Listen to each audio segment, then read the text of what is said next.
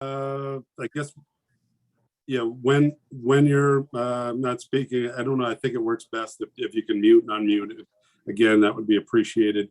And we are gonna just, the protocol this evening, I've asked Mike, because we need somebody in person to open the meeting and close the meeting. So Mike's gonna handle that. And I know we did this remotely before, but those are the rules. So I'm gonna pass it over to Mike. He's gonna open the meeting, pass it back to me, and then Mike's gonna close the meeting. So that's what we're told we have to do. So that's the way we're gonna play it. So Mike, you're up. Good evening. Wednesday, November 17th, 2021. It's now 6:30. We'll open our planning board meeting with a roll call. Great. Hey, thanks, Mike. And now it's back to you, Jessica.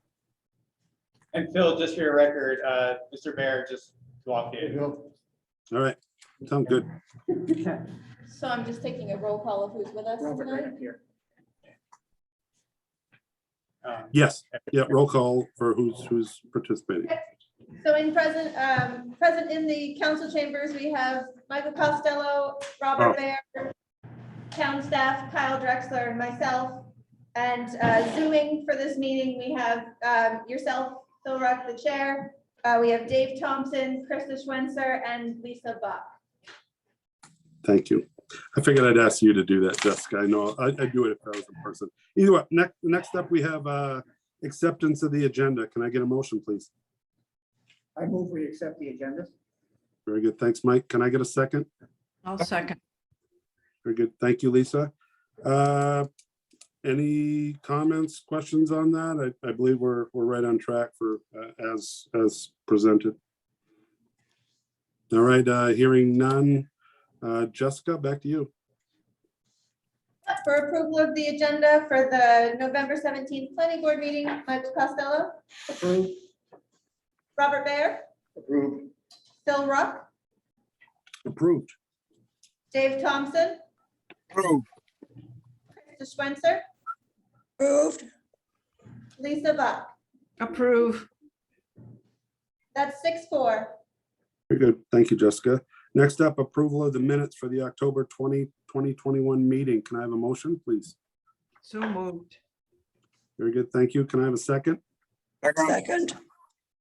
Krista, I think you were first. All right. Any edits, comments on the meeting minutes? Unfortunately, I really didn't get a good chance to look at them. I hope others did.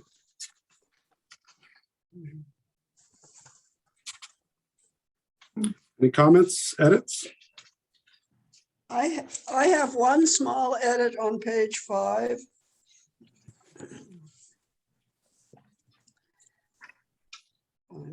Mhm. The third paragraph down on page 5. The paragraph starts with Ms. Buck. And in that same sentence, at the end of the line, it says encountered and statistics. Should strike the word an. Thank you. Yep, good catch. Is that it, Krista? That's it. Very good, thank you. Other comments? Seeing none. I believe, Jessica, you're up with the amendment. For approval of the October planning board minutes with the noted amendment, Michael Costello, Approved.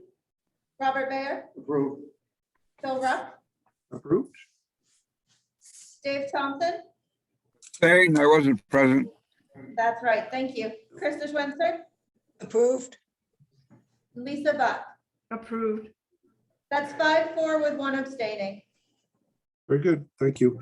Next up, we have old business. This evening, we have one public hearing before us. It's a final subdivision review of NKSE Investment LLC located on Stillwater Avenue on a lot which abuts 115 and 133 Stillwater Avenue, also referred to as tax map 18-0, lot 72-1 in the low density residential district. The application is for a cluster development comprising 6 single-family attached units on the 6.65 acre lot. I do see the applicant here this evening, or applicant's representative. Mr. Kaiser, can you please give us an update since we saw you last? Yep, good evening, board members. My name is Jim Kaiser. I'm here representing the applicant. This is for final approval. We had a number of conditions and discussion as we went through the preliminary plan. A couple of those as conditions were to provide landscaping plans and landscape notation or plan for the open space, along with treescaping and foundation plantings. We hired Lark Associates to provide that for us. They have provided that. I think they put in a really nice plan for us for that standpoint. Got the treescapes done and very nice contingency of plantings at the foundation entranceways. In addition, we provided the sidewalk reservation along the entrance road on the left-hand side as you're coming in off of Stillwater Ave. We've left a dedicated area for that to go in should it be needed in the future.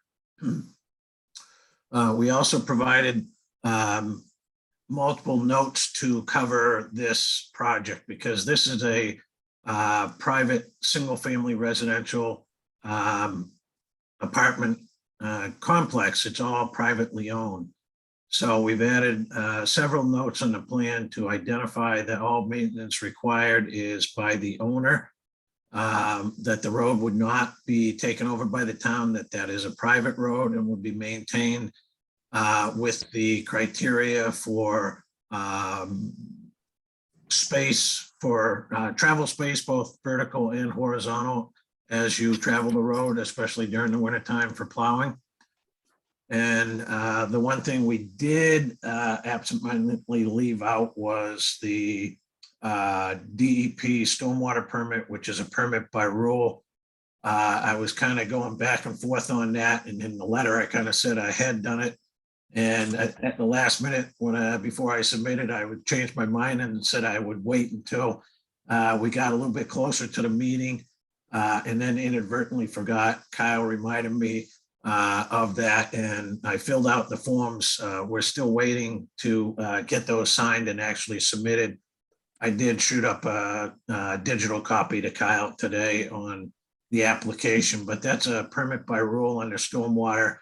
So that's really just a submit, and unless the DEP has some issues with it, we typically don't hear back from them at all on it. It's just a permit by acceptance, I guess, of the application. So we don't really expect any criteria on that, since we're only very low impervious area on the site from the development, which includes the roads and the unit buildings themselves on that. I think everything else was fairly well reviewed at preliminary approval stage, but we'd be more than happy to answer any questions that the board may have.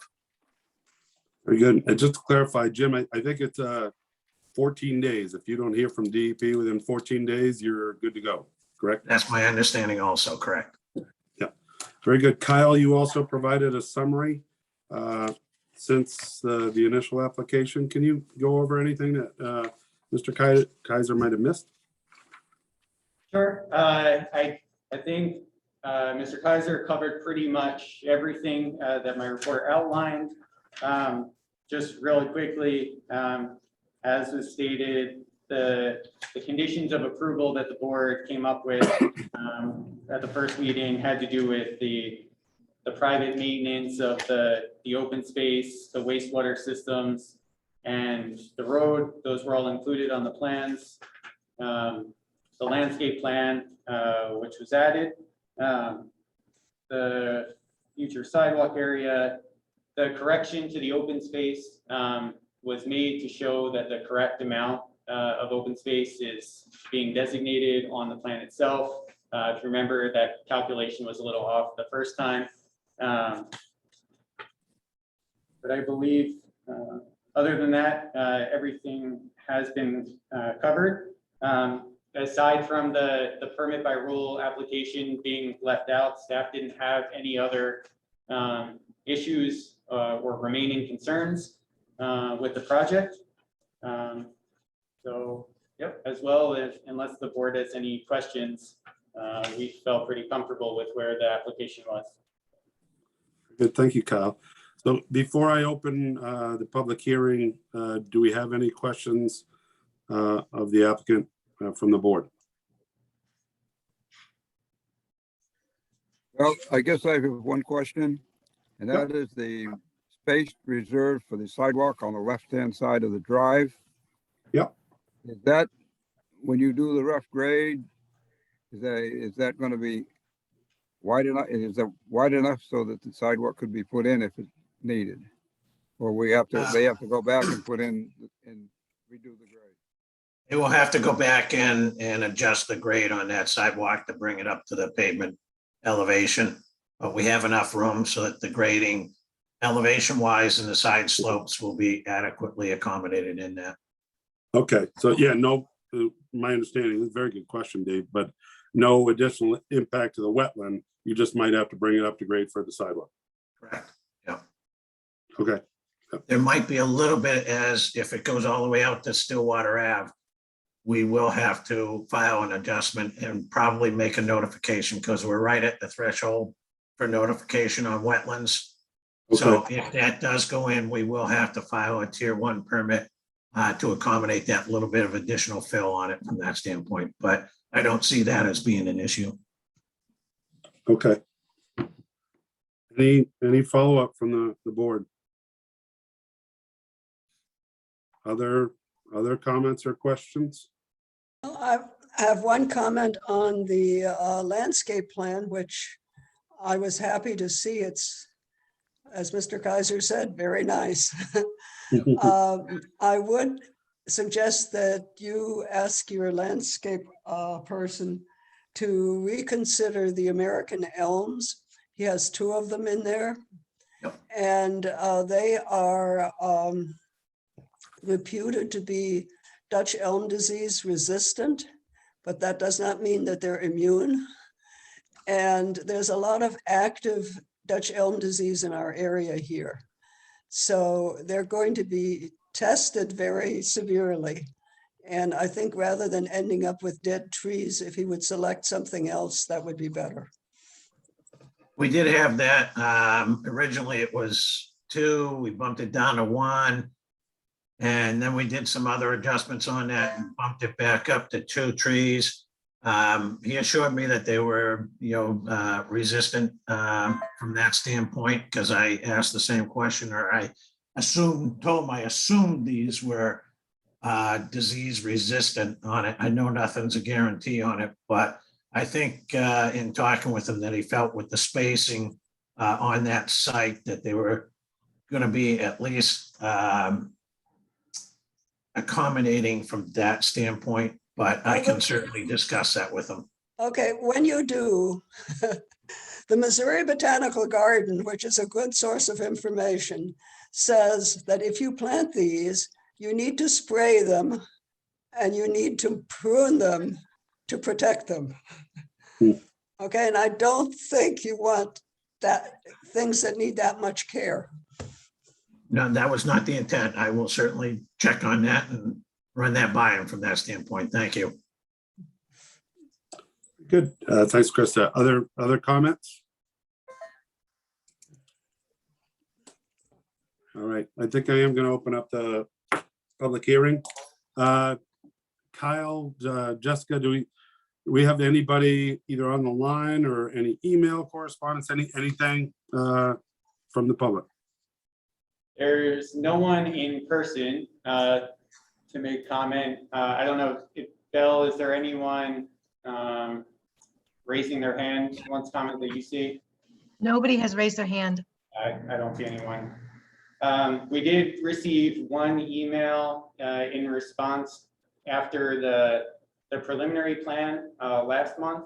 I can attempt to read that into the record if you'd like.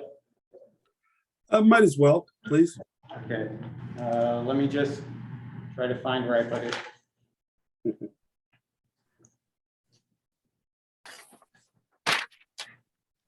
Is that the one from Scott Thomas? Yes, correct. Yep. Yep. So, yeah, this is from Scott Thomas, who had made a comment at the preliminary plan meeting as well. This was following the preliminary plan meeting. Mr. Thomas wrote, "It was apparent during the planning board meeting that you may not be aware of the vernal pool that was identified via a town-sponsored study and is delineated in the GIS map. It's currently hidden by alders, but is truly quite significant. My concern is the drainage from this pool into the Johnny Mac watershed and how this project will impact this drainage and the migration of various salamanders, et cetera, to and from the wetlands. The drainage from Joanne McKinnon's property is hindered. Something will need to be done with these drainage issues on the north side of Stillwater Ave in the future, which will cause much more water to be dumped onto this subject lot. Please be mindful that Johnny Mac feeder system actually begins north." Sorry, cuts off a little bit there. Goes on to say, I just don't understand why the town would allow a housing project in a swamp on a private road with no connectivity that likely won't even be paved or landscaped and has no sidewalk. This is nothing short of low budget student housing in a swamp. In addition, the owner of the LLC does not live in town. Another absentee landlord, and public records indicate that he has many tax and utility liens. This adds nothing good to the town. Thank you, Kyle. Yep. So I can respond to a couple of the points. I mean, we talked about the possibility of the vernal pool in the adjacent lot at the last meeting, and that the ordinance doesn't require a project to take into account and abide by those standards if the vernal pool isn't on the subject lot. As far as drainage goes, we addressed that at the last meeting as well. The town engineer reviewed the project, and with the existing natural buffers that the wetlands provide, it didn't really come across as a major issue. Yeah, if the board has any other questions about the comment, I'm happy to answer. That email was sent to Kyle and I looked at it and I understand the concerns raised, but my opinion was that those items, as Kyle said, we discussed at good length, I believe, to address similar concerns at our preliminary meeting. But any follow-up to that? All right, next question. What's that? Were you referencing me? Any follow-up on that, or was that to the board members? No, board members. Yep. Okay. Yep. All right, Belle, anybody on the line? Not at this time. All right, I think I'm gonna close the public hearing. Going to the last call. Gone. So comments from the board, final comments? I did think the applicant addressed all of the issues we had raised before. Again, we're gonna get the town will get a notice for the permit by rule, as the applicant mentioned, so that's in the works. I did see Kyle had that as one of the recommendations for approval. But any final questions? I don't have a question, but I was very pleased to see the landscape architect's plan added to this package. I think it adds a lot, and I think it's going to make a much better development. Yeah, me as well. Good comment, and I'm glad Krista raised that point too. So, last call. So seeing none, Kyle has prepared our proposed findings of fact for this project, and he sent it to us. I typically like to read off of a printed copy, and I did not have a chance at the hotel to deal with that. So I've asked him to step in and read the findings of fact. He's going to go through each of the items, and at the end, I'm going to ask if there are any issues with what he read. Are we okay with that? Okay, Kyle, you're up. Sure. So these are the proposed findings of fact for the proposed Stillwater Luck subdivision. Pursuant to Article 6, Section 18-177 Article 7, Section 18-210 and Section 18-136 of the Orono Code of Ordinances. The Orono Planning Board has considered the application of NKSC Investment LLC for final subdivision and site plan approval of a 6-unit cluster development consisting of 3 single-family attached structures. The development site is located in the low-density residential district along Stillwater Ave between Kelly Road and Forest Ave, tax map 18-0, lot 72-1. Based on all evidence presented by the applicant, reviewing agencies, town departments, and the public, the planning board has found the following. Number 1, character of the land. That the character of the land to be developed can be used safely for building purposes without danger to health or peril from fire, flood, or other menace. Number 2, conformity with other laws and regulations. That the proposed subdivision and site plan conform to other applicable laws and regulations, including but not limited to the standards for the low density residential district and the clustered development provisions of Article 5, Section 18-136. That a permit by rule has been submitted to Maine Department of Environmental Protection, and that the development does not come under the jurisdiction of Maine Department of Transportation's traffic movement permit. Number 3, lots, that the standards for individual lots are not applicable to this review. Number 4, drainage improvements and flooding, that based on the materials submitted and the review and comments of the town engineer, drainage and stormwater runoff can be managed by the proposed grading and natural conditions of the site. B, that the proposed subdivision is not subject to the post-construction monitoring requirements of Chapter 13, Article 4 of the Orono Code of Ordinances. C, that the development is located in a non-flood prone area. 5, open space, wildlife habitat, and recreation land. A, that the development will preserve elements of natural beauty and aesthetics through the preservation of 2.66 acres of green open space. B, that the applicant has provided for open space maintenance requirements to properly manage the dedicated open space area. C, that the development will not disturb any area that is designated by the comprehensive plan or state agencies as unique natural area or as a site of historic or prehistoric importance. D, that the development provides for vegetated buffers along its property boundaries, meeting the dimensional requirements for a cluster development. Number 6, streets, traffic, pedestrians, and parking. A, that the development provides for an access drive to remain in private ownership that will be maintained in a safe and accessible condition by the owner of the property. B, that the access drive has been reviewed by the town's fire department and staff has indicated that proper emergency access has been provided. C, that the development projects an average of 44 weekday vehicle trips, does not require a traffic movement permit from Maine Department of Transportation, and will not cause unsafe conditions on surrounding roads.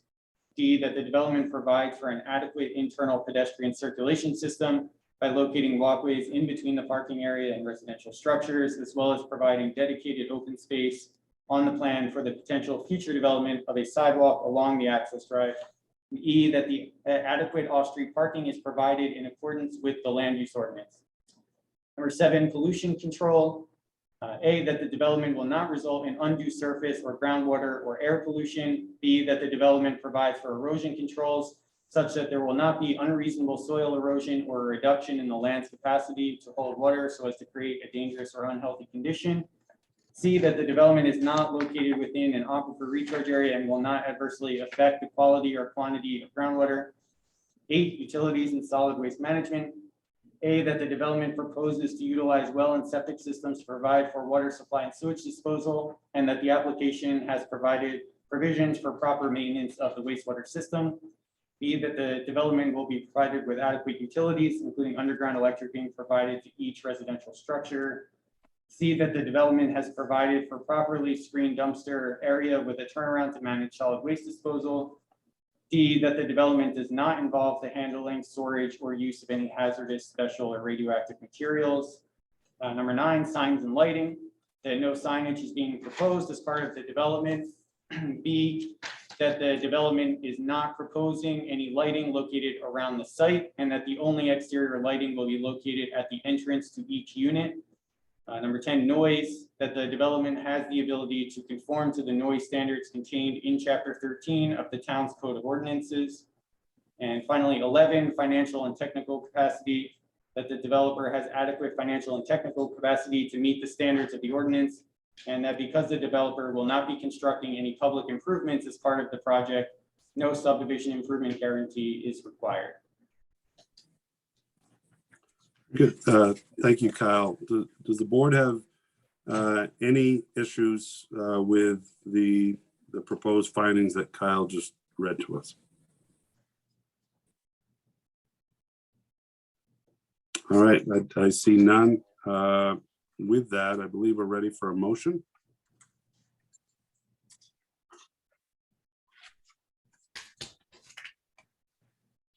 Lisa, can you help us out? I'm working on it. I'm working on it. Awesome. Thank you.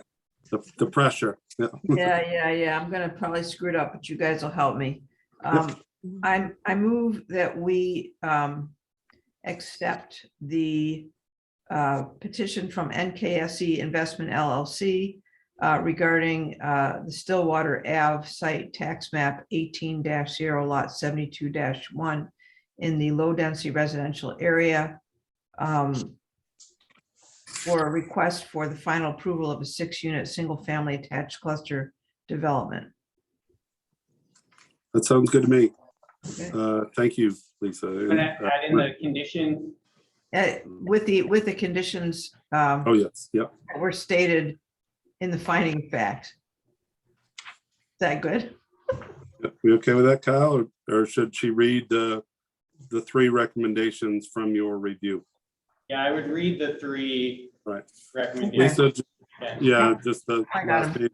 Yeah, thank you. Okay, so with the recommendations as follows, that the signed subdivision plan be recorded within 90 days of approval of the plan, that the applicant and the applicant's contractors comply with all other applicable local, state, and federal laws, ordinances, and rules during and after construction, and that the applicant provide a copy of the main DEP permit to town staff prior to obtaining any building permits from the code enforcement officer. Awesome. Thank you. We have a motion. Can I have a second? Good. I think Krista got it. Further discussion? Jessica, back to you. Great. For approval of the proposed housing development on Stillwater, Michael Costello, I approve. Robert Baer, Approve. Phil Rock, Approved. Dave Thompson, Approve. Krista Switzer, Approve. Lisa Bach.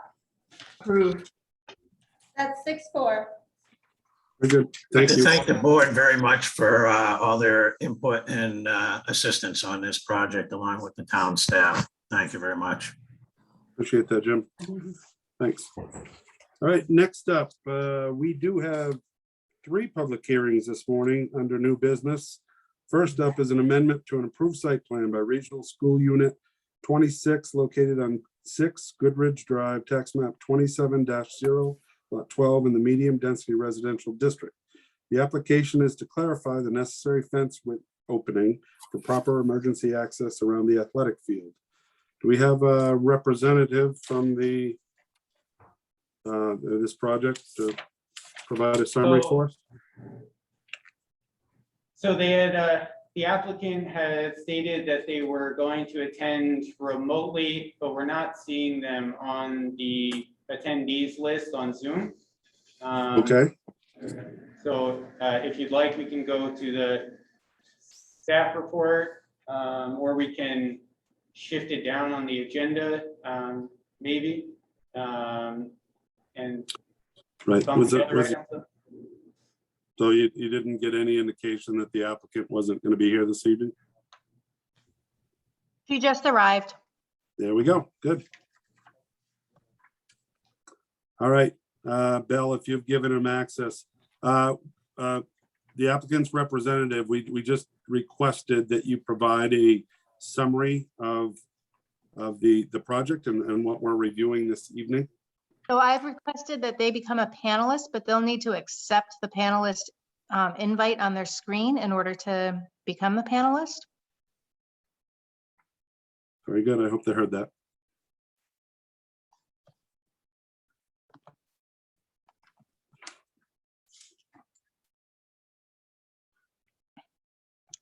They should be joining us soon. Oh, there we go. Now you're muted.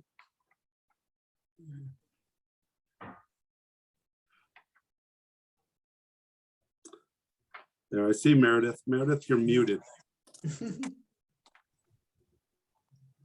Hi, Very I'm good. expecting Robin Tannenbaum here to Okay. join us, but I'm happy to add in information if you're ready and she's not here, I can.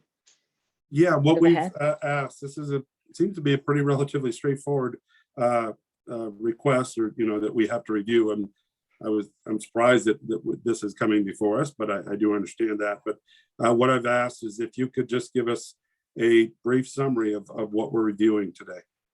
Sure, That- yes. Could you do that? Yeah. Yeah, absolutely. So the site plan for the athletic field and track has reference to gate width needing to accommodate, be 14 feet wide to accommodate emergency vehicle access. And we interpreted that the way that we've always operated emergency vehicles at the track facility, which is we have one particular gate where the emergency vehicles come through, and that's the gate that we were trying to make the 14 feet distance. And the way I think language in the original approval was written was suggestive that it could be interpreted to be all the gates at the track. And so I think Pat and Rob St. Louis came out and met with us and conferred with Kyle, and they all felt like the one gate would be sufficient if that was 14 feet, and all others could not, or could be, less than that. And that's what we're asking be approved tonight, that it's the one gate that's identified in the site plan as having to be the 14 feet wide. Did that make sense? Sorry. No, perfect sense. Okay. Very good. Thank you. And Kyle, you also provided the board a summary of basically what was just described to us. Is there anything you need to add? I did see in our packet, as she just referenced, there's an email from Rob St. Louis addressing that fire had been out there. Yeah, talking with town staff, everyone is, especially the fire department, as this has mainly to do with emergency access, is okay with the, kind of on the ground conditions that this site plan would create, where the gate on the southeast side of the field would be the one that's 14 feet wide. There's actually the newer gate right around the track, and the potential for the existing fence set a little further back from the track to also have a gateway. So the plan indicates that both of them would be 14 feet wide. This entranceway onto the field goes over the kind of access drive back from the schools into the field. So yeah, the real issue with this came from the way that the original condition of approval was worded, in that it said, I think it's any and all access and entrances to athletic fields. So, if you look at the plan, you can see that there are various gateways around the field, even in the back where the road doesn't necessarily go to. But the way it was worded was not, really the intent. So this is just kind of to clarify the initial intent, to make sure that the project, meets proper emergency access, and to make things a little easier for the applicant going forward. Very good. Thank you, Kyle. Before I open it up to the public, this is a public hearing. Any comments, questions from the board? This is pretty simple. All right, seeing none, I am going to open up the public hearing. Belle, are the emails pouring in? Not at this time. Yeah, oh well. Okay, any further questions from the board? Kyle, I do have one for you.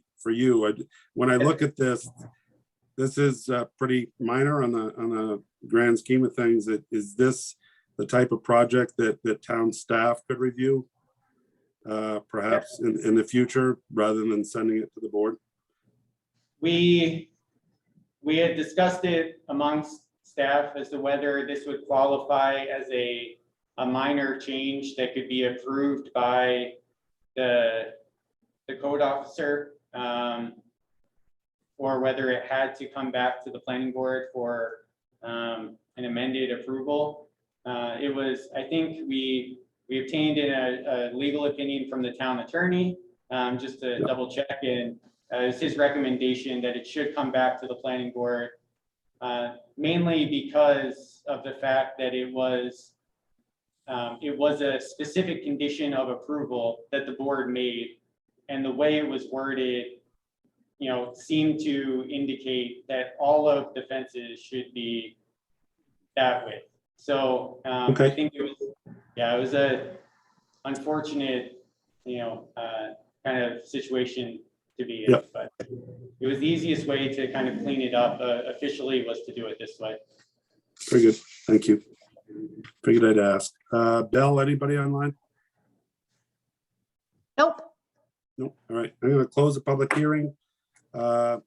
Any further comments? Phil, I agree with what you just said, that to open this. I don't know why this is before the planning board. I mean, adding a 14 versus a 12-foot gate to me should be a staff decision, regardless of what the attorney says. I don't agree with him. I had a hunch Kyle was going to mention what he said, so I just figured I'd ask the question, because, you know, we've done a good job over time of trying to limit the, you know, board's involvement for these types of things, or home occupations or whatever, but I figured I'd ask. Either way, so do we have a proposed findings of fact for this one too, Kyle, I believe? Correct, yes. All right, Much I'm gonna shorter this lean time. on you so I don't have to read it from my phone. Sure. These are the proposed findings of fact for Regional School Unit 26, amended site plan review. Pursuant to Article 6, Section 18-177 of the Orono Code of Ordinances, the Orono Planning Board considered the application Regional School Unit 26 for an amended site plan located at tax map 27-0 lot 12 in the medium density residential district. And based on all evidence presented by the applicant, reviewing agencies, town departments, and the public, found the following. Number one, traffic access. That the amended site plan provides for adequate access for emergency vehicles to and from the football field. And two, overall findings as to other site plan review criteria, that amending the width of the fence gateway to access the football field will not affect any previous findings made leading to the original approval of the site plan on February 26, 2020, and the amendment will not adversely impact any element of the original approval. Very good. Thank you, Kyle. Any issues with what Kyle just read to us from the board? All right, seeing none, I think we're ready for a motion. I move that we accept the application for a site plan amendment from the Regional School Unit 26 on 6 Goodrich Drive, tax map 27-0 lot 12 in the medium density residential district, to amend the plan. Do you want me to state what they want to do or not necessarily? No, I think, yeah, how you just presented it should be just fine. Okay, Yeah, so it's, and there's no recommendations, so. no. All right, that works for me. Thank you, Lisa. Can I have a second, please? Second, Thank you, Krista. Further discussion? Seeing none, Jessica, could you please help us? For approval of the site plan amendment for RSU 26, Michael Costello, I approve. Robert Baer, Approve. Phil Ruff, Approve? Dave Thompson, Approve. Krista Switzer, approve, Lisa Buck. Approve. That's 6-4. Very good. Thank you, Jessica. All right, next up, I gotta find my agenda. All right, next up, we have an amendment to an approved subdivision by Forest Orono Associates LLP for the Forest Hollow subdivision located on Grant Road in the low-density residential district. The application is to recreate Lot 9 as it was shown on the originally approved subdivision plan. And before we get going on this, I'm actually in my professional life, I'm assisting the lot owner on this because they need some DEP permitting. So I have enough involvement that I will not be participating. I'm going to recuse myself for this. I think, Kyle, I can still run, I could probably just, again, participate in the public hearing and just, or just forward, Yep. I believe, but Yeah, if you'd like Yeah. to just facilitate and no one has any issues, I think that's fine. it's been a while since I recused, but either way, I think that's the right thing to do. So is the applicant here to describe the project to the board? The applicant, I spoke with yesterday, I believe. He's actually having some medical problems and was unable to attend. I think he was in the hospital at the moment for a couple of days at least. So he had asked that the board review the project going forward without him. Okay, that's not usual, but I believe we're able to do that. Kyle, is that correct? Yes, yeah, I think I mean, we've been in a similar situation with this application before, doing a similar thing. So I felt that it was sort of straightforward enough that we could do it without the applicant present. Very good. Okay, Kyle, can you summarize the application for the board? Sure. So as I mentioned, we've been over similar adjustments to this subdivision in the recent past. The subdivision was originally approved in 2006. In 2018, the applicant combined a number of the lots on either side of Grant Road to make a couple of larger pieces of retained land.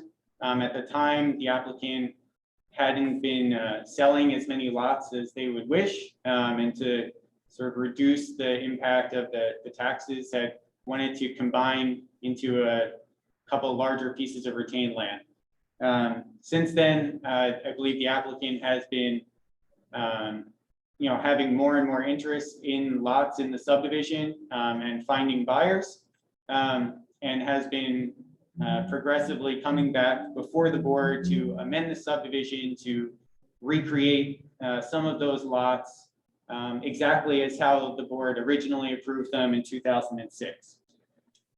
So we've done that already with lots 6, 7, 13, and 20. So the applicant is now looking to recreate lot 9 on the western side, sort of in the middle area of Grant Road as you're traveling down it. The lot would be recreated exactly as it was depicted on the original subdivision. It still meets the minimum lot size and frontage requirements of the ordinance, and all other standards of approval would remain the same. So this is really a matter of amending the plan just to show that lot line being re-added. The applicant is aware that they have to get an amendment to their site location permit from Maine DEP. So they're in the process of doing that. And before the planning board actually signs the updated subdivision plan, the applicant will provide that copy of the DEP approval to town staff. Outside of that, happy to answer any questions. Questions from the board?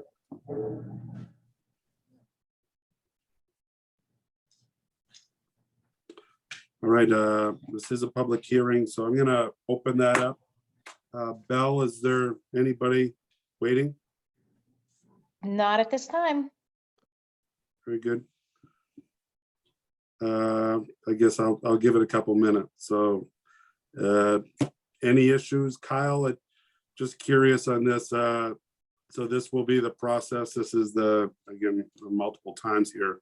We've seen this. Is there probably no way to just simplify this effort too? I understand what the applicant was doing, but I'm just curious.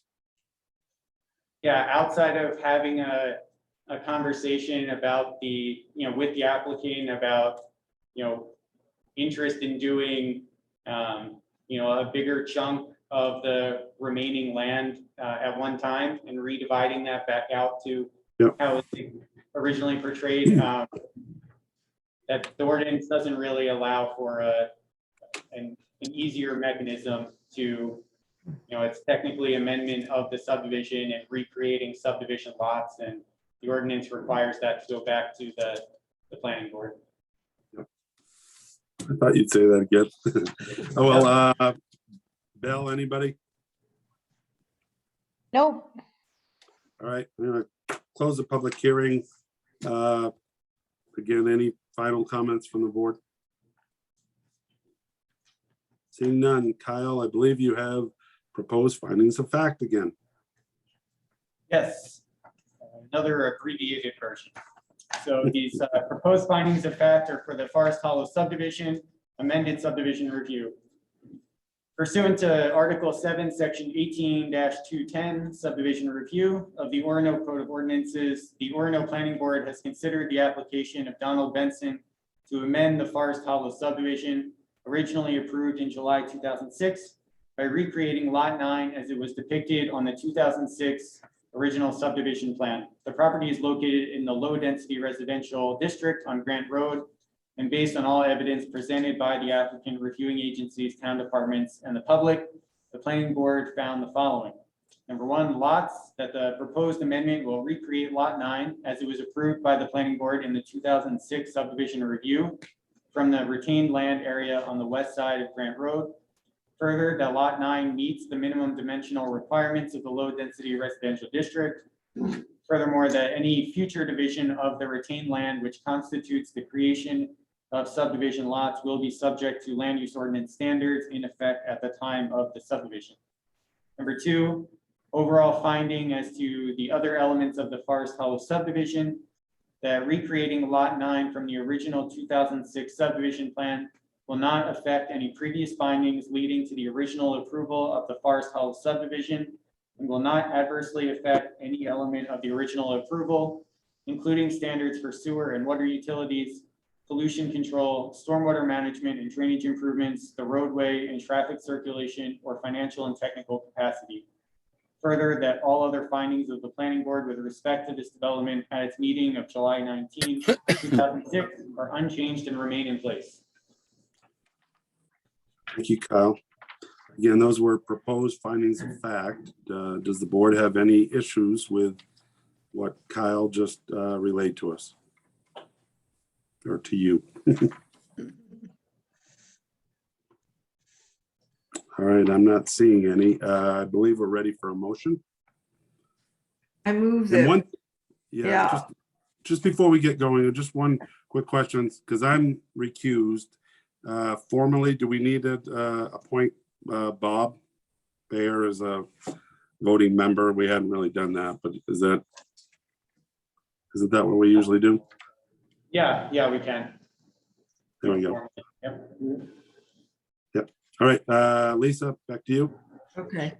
I move that we approve the application for an amended subdivision from Donald Benson of Forest Orono Associates LLP for the location on Grant Road, tax map 17-0, lot 59 in the low density residential area to recreate lot number 9 from the original plan of approval of the Forest Hollow subdivision with the following recommendations: that all the findings of the planning board with respect to this development and its meeting of July 19th, 2006, and all conditions of approval and requirements pertaining thereto are unchanged and remain in place. That the applicant be granted an approved site location of development permit for the amended plan by the Maine Department of Environmental Protection and provide evidence of such approval to town staff prior to the planning board signing the plan. And that the signed amended subdivision plan to include conditions of approval that will run with the property be recorded at the Registry of Deeds within 90 days of approval of the amended plan. Thank you, Lisa. Can I get a second? Second, Any further discussion? Jessica, back to you. For approval of the amendment of the Forest Hollow subdivision, Michael Costello, Approved. Robert Baer, Approved. Mr. Ruck, you're abstaining, yes? Correct. Dave Thompson, Approve. Krista Approve. Switzer, approve, Lisa Buck. Approve. That's 5-4 with 1 abstaining. Good. Thank you, Jessica. All right, last up this evening, we have our third public hearing for a minor site plan review application by Cryptic House LLC located on 72 Main Street, tax map 27-2, lot 143 in the Village Commercial District. The application is for a change of use of the existing structure to be used for a commercial office and 3 efficiency apartments, along with the addition of 4 parking spaces and vegetative buffers. Do we have the applicant or representative here this evening that can provide a summary of what we're reviewing? Yes, the applicant's here in person. Very good. Hey, can everybody hear me okay? Yes, thank you. Okay, great. My name is Matt Atchison. My company signed a purchase agreement to buy 72 Main Street, which is a property right across the street called the Whitney House. We're closing on the property Monday, so we will own it Monday afternoon. And it's a pretty simple plan, so we're going to turn it into our administrative office for our real estate company or rental company.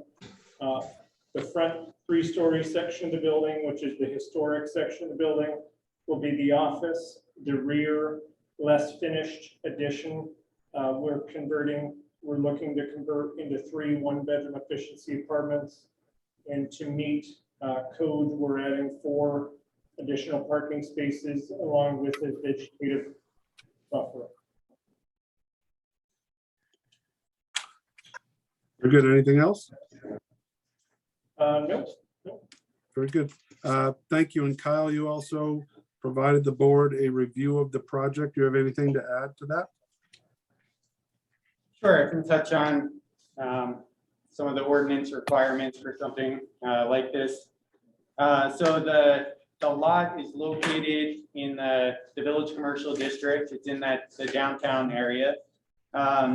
It falls within our Aquifer Protection Overlay District, which we can get to in a minute.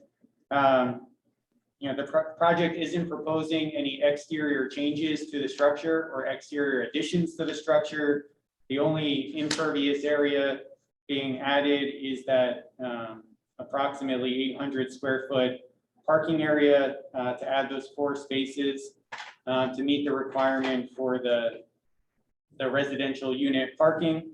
From a use standpoint, commercial offices are actually allowed via a building permit through the code officer in the Village Commercial District.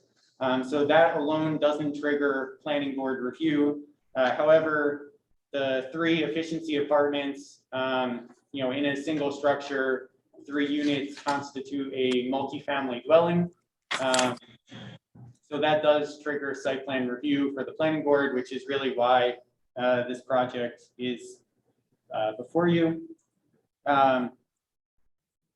As far as lot size and there is enough minimum lot area for a legal lot, as well as when you look at the per unit lot area, the lot has enough to satisfy that requirement of the zoning ordinance. The application meets all setbacks. The Village Commercial District really doesn't have structure setbacks like other districts do. The one area that we kind of focused on when reviewing the project was the new parking area being added. The plan indicates that the new parking area will slope slightly towards the existing driveway, which then slopes towards the the storm drain on Main Street. So it's not anticipated that there would be any runoff problems for the abutting properties, either behind the lot or adjacent to it on the sides. For a multifamily use or a non-residential use, our off-street parking ordinance does require some 10-foot vegetated buffers, which is why you see the planting shown in front and on the sides of the parking area. So that's something that the applicant had added into the plan. And I believe they tried to match the existing plantings elsewhere on the site.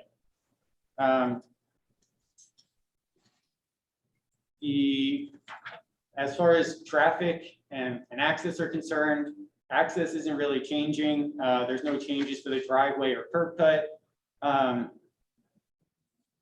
The traffic should be, a minimal impact. That's a, pretty busy road there. And the fact that it's efficiency apartments means you're going to have 1, maybe 2 people per unit. And, the applicant has indicated that starting out, it's really just going to be 1 employee, maybe over the years shifting to 1 or 2 or a couple more employees. It's not really an office space that's going to be taken up by a number of people. Businesses in the Village Commercial are not required to provide parking on the lot anyway. The lot would have access to a number of public parking options in the surrounding area. So, the kind of walkable infrastructure is already built in the downtown area. As far as signage is concerned, there's an existing sign for the on the lot towards the front of the property. The applicant's proposing to basically replace and mimic the style of that existing sign to kind of create as little of a visual change and impact as possible. So I believe a rendering of the sign was put in the application that you can view. No additional exterior lighting is being proposed. One of the things that wasn't in the application was talk about solid waste disposal, where any trash receptacles would be located, but I had a conversation with the applicant and he indicated that it would probably be on that open porch area shown on the site plan or in the garage, kind of screened away from view from the street. So we think we added that as a condition of approval, that it would be located in one of those places. Other than You that, repeat that, Kyle, just the open porch or where? Where was the second location?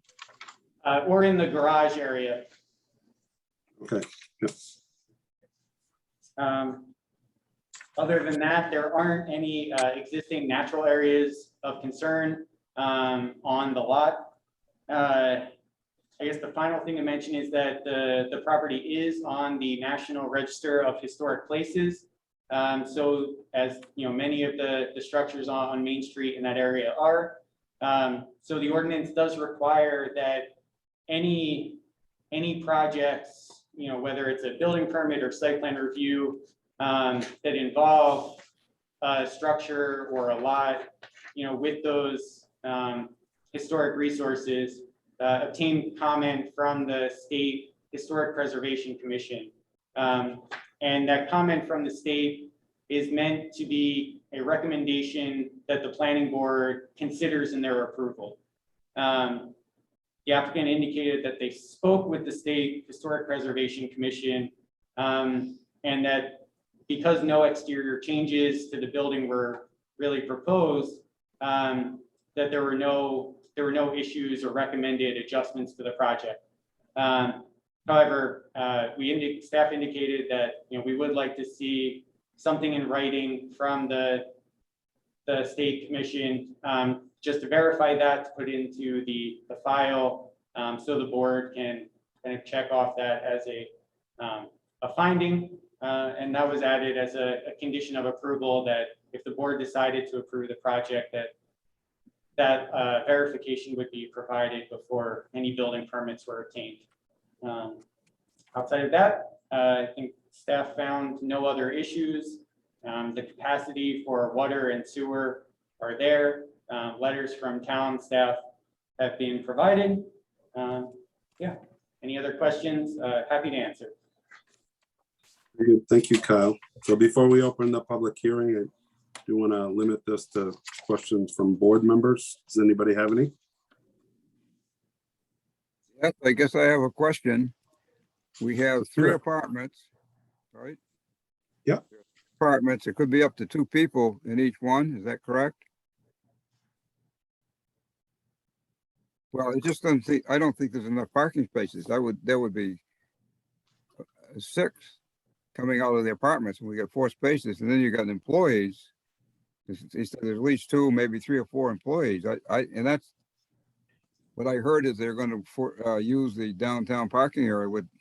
In the past, I've heard that this is a problem in Orono with adequate parking in the downtown area. So it seems to me like we're going to just continue to overburden that. Thank you, Dave. Does the applicant want to address that, please? Yeah, so the employee base is me. You're looking at them. I live about 600 feet away. So unless it's negative 10 degrees out, my intention is just to walk to work. So there won't be any impact to open parking. These are going to be furnished apartments, very, very nice inside. I think mostly it's going to be working professionals that are visiting the college, professors that are here for a year, contract professionals, Northern Lights. We expect it would be 1 tenant per unit. That's our hope. That's our strategy. In cases where there's a couple or something, that's fine. We have 2 extra parking spaces in the garage to get us up to 6. So I don't have any concerns on the residential side. We may even, as part of the lease, restrict it to just 1 parking space. We're considering that as well. So if it was a couple, that's fine, but they would still be restricted to 1 vehicle. Another option. Is to impact to the local municipal parking. If we have additional employees added, that'd be a great problem to have, but that would be many years down the road. Very good. So, yeah, I just want to clarify Dave's comment. So you've got your 4 spaces, and when I looked at the review, I underlined that. So 2 additional parking spaces could be provided by the garage if needed. So again, the minimum is 2 per dwelling unit. So you have 6. So one thing, if we have 6 and you're using the parking in the garage, because it's likely that you might need to, does that impact another question I was going to ask about solid waste? Is there ample space? I'm just thinking if you have garbage cans or whatever in the garage, as well as 2 dedicated parking spaces. Just want to confirm that. There's ample space in the garage. Yeah. And it's a beautiful building. I live locally. I love looking at the building. I've been looking at it for years. The last thing I want to look at is garbage cans outside. So they will be certainly hidden in the garage or on that open porch screened by vegetation. Yep. So you meet the requirement for minimum parking. Dave asked the question about employees. I know you mentioned that you're at the moment, the only employee, but again, part of what this board considers is, again, what happens if something beyond your company, if others are there, and just trying to address that situation. So Kyle, my understanding again is because of the location of this project, that on-street parking would be just the answer for this business. I know with the funeral home, again, people parked at the bank across the way and all up and down Main Street. Is that right? I mean, businesses in the downtown area, in the village commercial, the ordinance does not require a minimum number of parking spaces. It's assumed that one of the if there is vehicular traffic being generated, that it could park either on street or at one of the the public parking lots. You know, there are probably 3 within walking distance of this lot. I think another, you know, having enough space and, you know, whether there are enough public parking options downtown, I think is something as a town that we've been looking at and what options going forward are. But another piece of this that I had spoken with, you know, our public works director kind of in reviewing this project was, you know, creating more impervious area for parking, you know, is sort of also something that we're trying to avoid as a town goal going forward. The downtown area is meant to be a denser, walkable area. And, you know, when you add more and more minimum parking requirements per lot, you know, it kind of stretches things out more. It, you know, makes that density harder. It makes walkability harder. So yeah, there is a balance there for sure. But I do think on the other hand, you know, having too much parking per lot on these downtown lots is also something that the town necessarily doesn't want to see. And I do recall during our comp plan discussion, I know we looked at all the available parking and, you know, drew a circle around them, because I remember Evan presenting to us the, you know, kind of the maximum or what people are comfortable walking. And it appears that, again, for the lot behind the fire, you know, police and fire station, that again, that would appear to be within the, you know, the circle that we drew for that parking lot. So again, Dave, I saw you shaking your head. You still have concerns? I'm thinking that's probably the closest lot, you know, maybe for this location. But I can remember when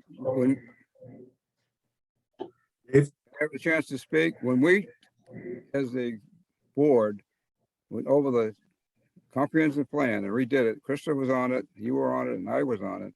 We spent a lot of time and a lot of concern about parking in the downtown area. Now, it just seems to me that maybe this meets the code or the ordinance, but it seemed to be inconsistent with what we were trying to do when we redid the comprehensive plan. Could you elaborate on that? I'm trying to follow you. So, you know, they're doing the bare minimum for the efficiency, but I think if the answer, so I'm just looking at this a little different way. I think so. I just want to understand what you're saying. But what the applicant is saying is that, you know, any other parking would be directed to public parking. So to me, that meets the intent of the goal. What am I missing here, Dave? If you could help explain. The only thing that what I remember is that we don't have enough parking space in the downtown area, because if I remember right, we also talked about on, I think it's Pine Street, on the right-hand side before you get to the library, there's a great big hole. He talked about filling that in to create more parking. I remember that. It just seems this is, I'm not saying that the people should change their plan. I'm just saying it's inconsistent, that the ordinance is inconsistent with what the comprehensive plan. Okay.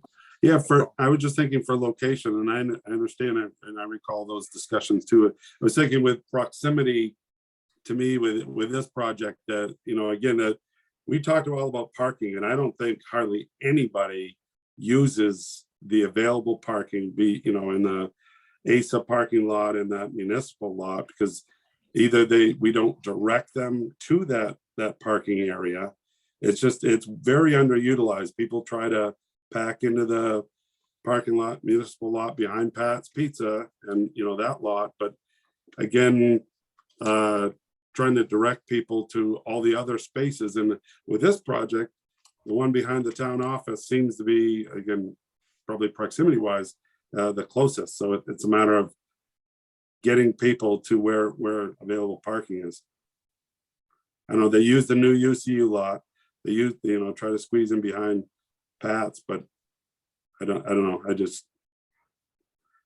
I agree with you. It's an issue. I think there is adequate parking behind the school or behind the town office, excuse me. And but in my opinion, others have a comment about that. Again, this was a big issue during our comp plan discussions. Mike? Matt had something else to add. Oh, Matt? Is that okay? Yeah. So just to be clear, the reason why we built the extra parking spaces was to meet the ordinance. Mhm. My intention and my hope, because this is our office, we want it to be a very nice, quiet building, is we want one tenant per efficiency. That's our goal. So I have no problem at all restricting these 3 apartments to 1 parking space each. In our leases, I have no problem doing that as a condition of planning committee approval, and that would leave 3 spots for the office, which would be far more than sufficient, I think, for the office. That's very reasonable. Others have comments on that? So Phil, could I just jump in there? Please do. I don't think the ordinance would allow that. Oh. The ordinance, it Okay. specifically requires that an efficiency apartment has 2 spaces per unit.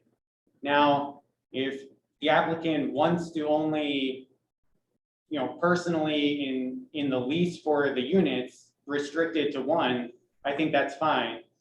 But I think making it a condition of approval, saying that each apartment only needs 1 space, that would be changing what the ordinance says. So I think it's something that the board can take into consideration and say, okay, the applicant's plan is to only, rent these efficiencies to 1 person, and there will be 3 extra spaces.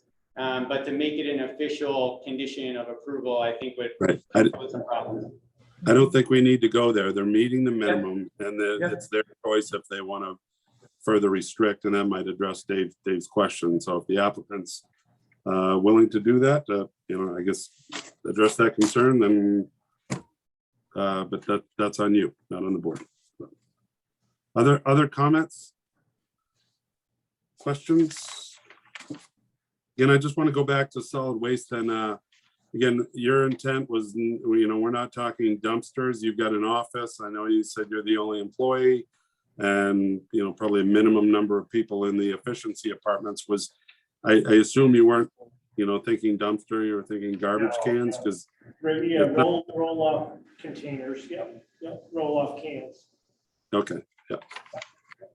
All right, so, and again, you could screen them in the porch area or in the garage, as we discussed.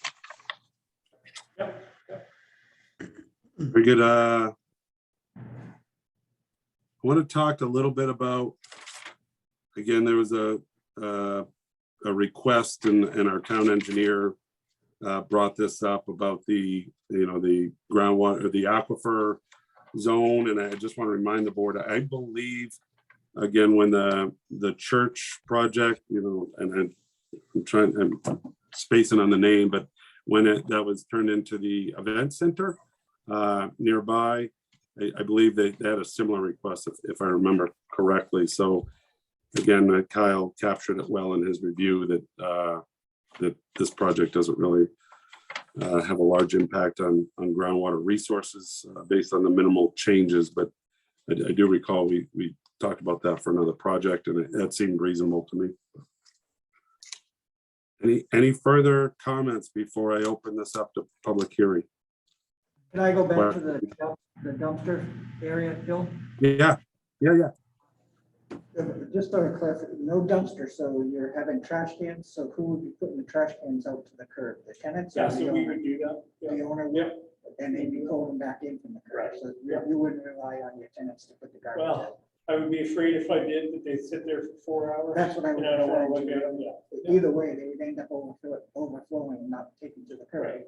or not picked up from the curb. Yeah, we've got a number of other rental properties in town, so I understand your concern. That would happen. So we would do that ourselves, so. Very good. Other comments? All right, I'm gonna open up the public hearing.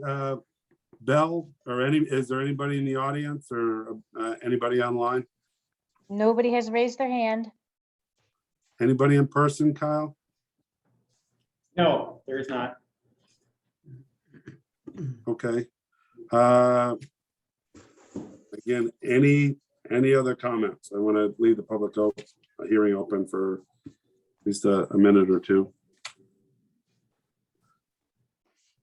I guess I, for one, am encouraged that we have 4 projects that we're reviewing in town. It's been quite some time before we actually, since we've done that, so that's good.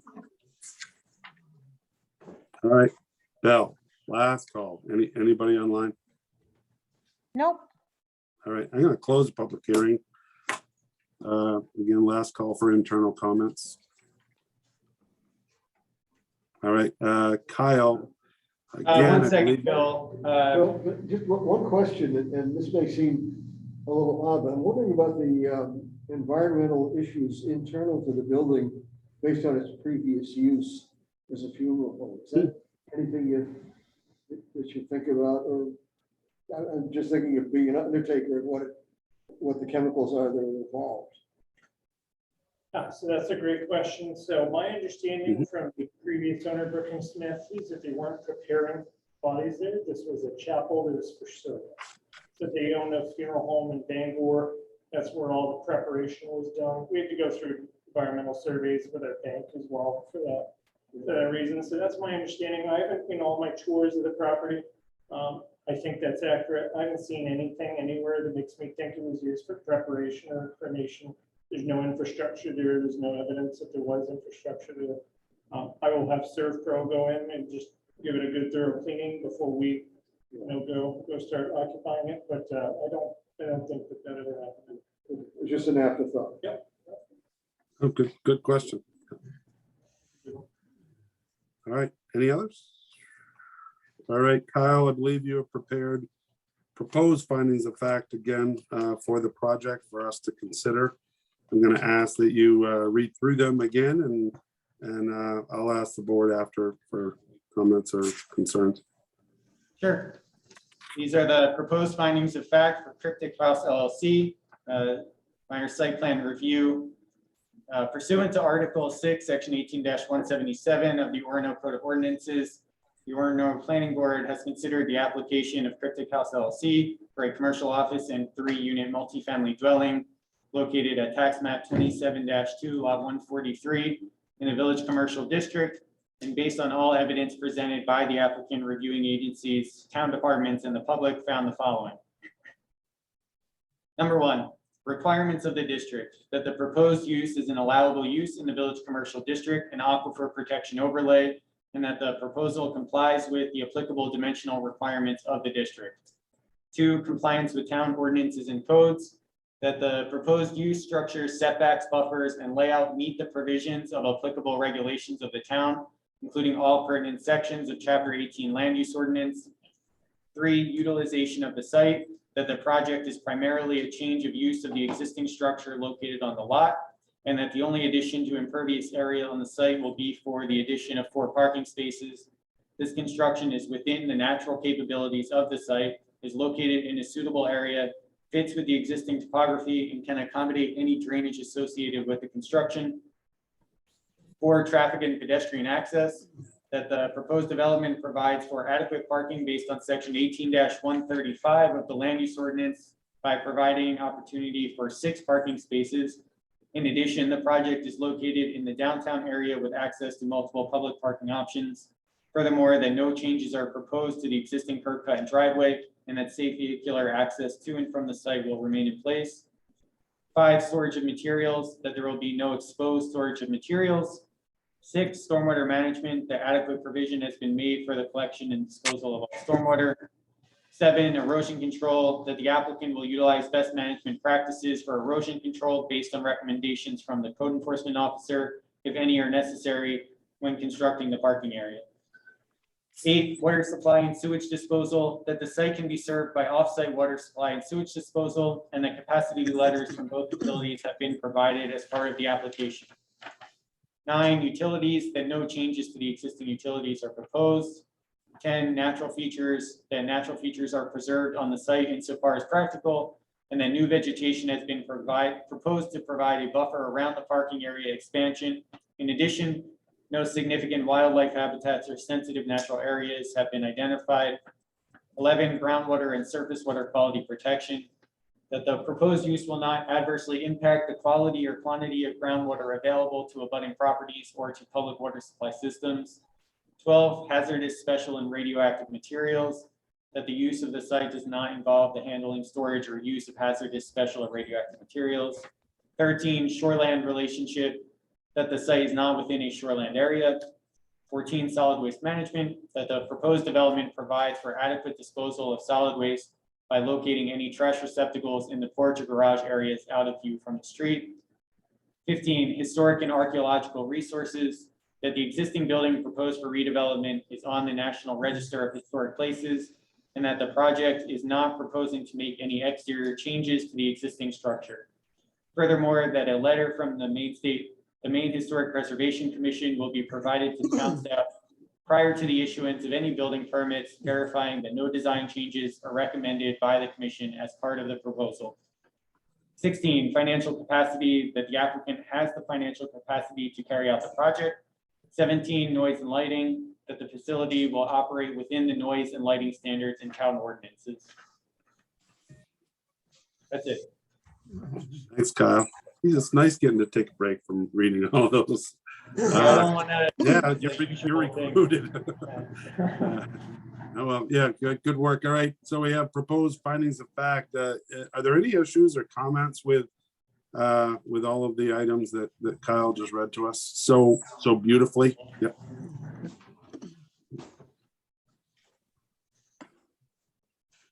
All right, seeing none, I do think we're ready for a motion. Okay. They do mention in there about hazardous materials, so that would cover us in case there was a Right. bucket of something somewhere. Yeah, I was thinking about that because that's one of our review criteria. And as soon as Yeah. Kyle read that, I was like, okay. So Okay, I move that we approve the application for a minor site plan review from Cryptic House LLC, location 72 Main Street, tax map 27-2, lot 143, in the Village Commercial District Aquifer Protection Overlay. The applicant is requesting a site plan approval for a minor project. And I recommend that we approve it with the following recommendations: that the applicant provide a letter from the Maine Historical Preservation Commission verifying that the commission has no recommendations to amend the proposed plan prior to obtaining a building permit from the code enforcement officer, that the applicant utilize any erosion control best management practices necessary identified by the code enforcement officer when constructing the parking area expansion, and that any solid waste be located out of view from the property line. thank you, Lisa. Very good. We have a motion. Can I have a second, please? Second. Thank you, Krista. Any further discussion? All right, Jessica, please. For approval of the minor site plan review for Cryptic House, Michael Costello, I approve. Robert Baer, Approve. Phil Ruff, Approve. Dave Thompson, Approve. Krista Switzer, Approve. Lisa Buck. Approve. That's 6-4. Very good. Thank you, Jessica. All right, next up, discussion. Kyle, what do we have coming down the pike? So next month we have, right now, there are a couple of kind of town initiated things. There's a, we'll be reviewing a draft ordinance for amendment for homestays, which are equivalent to short-term rentals, basically. There's a small ordinance amendment there, as well as a proposed expansion of the village commercial district to include the library.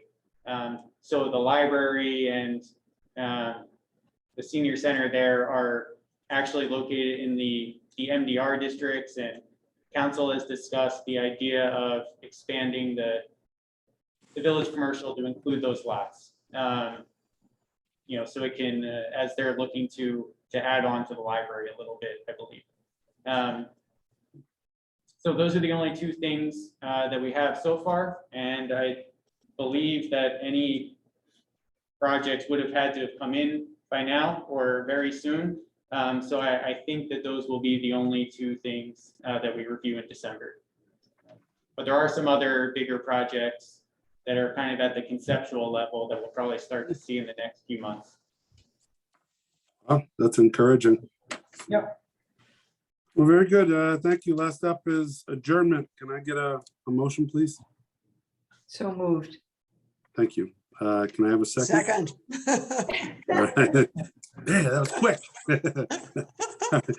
All right, yeah, any discussion? Nope. Jessica, last time. For adjournment of the November 17th planning board meeting, Michael Costello, Approved. Robert Baer, Approved. Phil Ruck, Approved. Dave Thompson, No, I approve. Troublemaker, man. Krista, Approve. Lisa Buck. Oh, all right. That's 6-4. Good night, You're also everyone. supportive. Yeah. Good night. See you in December. Bye, everybody. Have a happy Thanksgiving. Thanksgiving. You as well. I was waiting to give